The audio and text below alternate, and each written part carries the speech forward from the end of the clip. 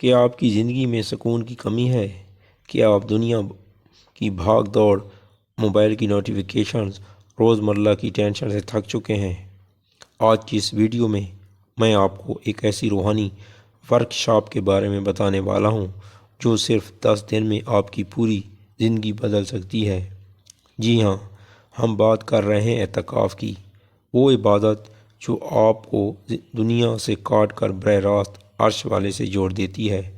اگر آپ جاننا چاہتے ہیں کہ اعتکاف کی حقیقت کیا ہے اور اس کی وہ راز کیا ہیں جو بہت کم لوگ جانتے ہیں، تو میری ویڈیو کے آخر تک بنے رہیں۔ اعوذ باللہ من الشیطان الرجیم، بسم اللہ الرحمن الرحیم۔ قرآنی کا ترجمہ۔ اور ہم نے تاکید کی ابراہیم اور اسماعیل علیہ السلام کو کہ میرے گھر کو پاک رکھو، طواف کرنے والوں، اعتکاف کرنے والوں اور رکوع و سجود کرنے والوں کے لیے۔ آج میری گفتگو کا موضوع اعتکاف ہے، وہ عبادت جس کا مقصد اللہ کی رضا کی خاطر دنیا سے ناطہ توڑ کر اس کی در پر بیٹھنا ہے۔ اعتکاف دراصل محبت الہی کا وہ ولیحانہ اظہار ہے جہاں بندہ کہتا ہے، اے باری تعالیٰ، جب تک تو مجھے بخش نہ دے گا میں تیرے گھر کی چوکھٹ نہیں چھوڑوں گا۔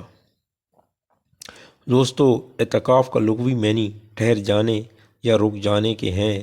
شریعت میں اس سے مراد اللہ کی عبادت کی نیت سے مسجد میں قیام کرنا ہے۔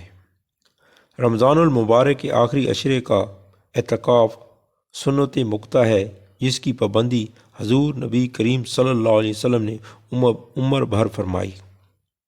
قرآن مجید میں اللہ تعالیٰ فرماتا ہے، اور تم عورتوں سے مباشرت نہ کرو جب تم مسجدوں میں اعتکاف بیٹھے ہو۔ یہ آیت واضح کرتی ہے کہ اعتکاف کی حالت میں انسان اپنی جائز نفسانی خواہشات کو بھی صرف اللہ کی خاطر قربان کر دیتا ہے۔ اعتکاف کے مقاصد۔ نمبر 1، لیلۃ القدر کی تلاش۔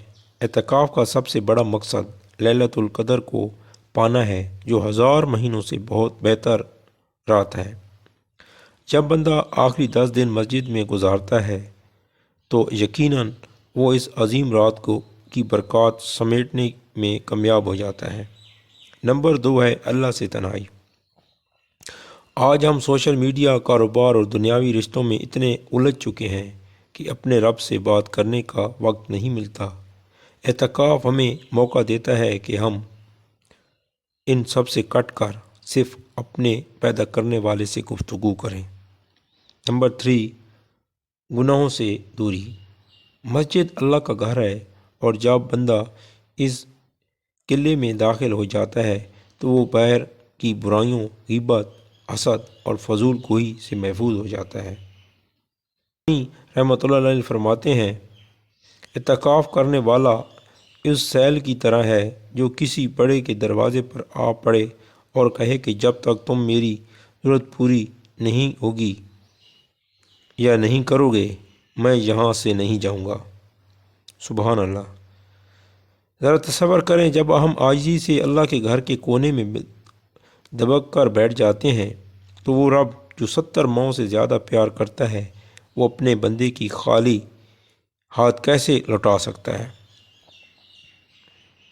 اعتکاف صرف سونے یا وقت گزارنے کے زیادہ سے زیادہ تلاوت قرآن پاک کی جائے، ذکر و اذکار اور درود شریف کی کثرت کی جائے، اپنے گناہوں پر ندامت کے آنسو بہائے جائیں، موبائل فون اور فضول گفتگو سے مکمل پرہیز کریں۔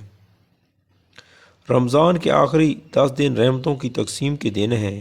اعتکاف ہمیں موقع دیتا ہے کہ ہم اپنی روح کو پاک کر لیں۔ خوش نصیب ہے وہ انسان جسے زندگی میں یہ موقع ملے اور وہ اپنی بخشش کروا لے۔ اللہ تعالیٰ سے دعا ہے کہ وہ ہمیں اعتکاف کی روح کو سمجھنے اور اخلاص کے ساتھ یہ عبادت انجام دینے کی توفیق عطا فرمائے۔ آمین و ثم آمین۔ اگر ہماری ویڈیو اچھی لگے تو اس کو شیئر کریں تاکہ زیادہ سے زیادہ لوگ اس ویڈیو سے فائدہ اٹھا سکیں۔ اللہ پاک آپ سب کا نگہبان ہو۔ اگلی ویڈیو تک اللہ حافظ۔